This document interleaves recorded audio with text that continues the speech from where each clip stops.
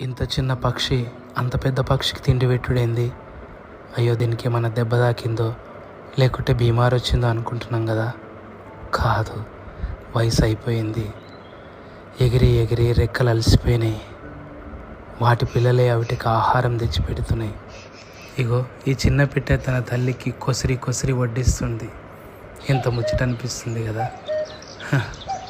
వయసు అయిపోయిన తల్లిదండ్రులకు కూడా అంతే.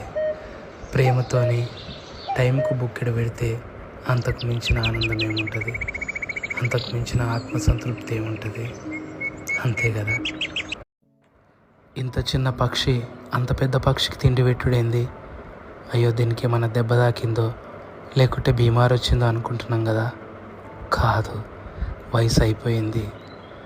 ఎగిరి ఎగిరి రెక్కలు అలసిపోయినాయి.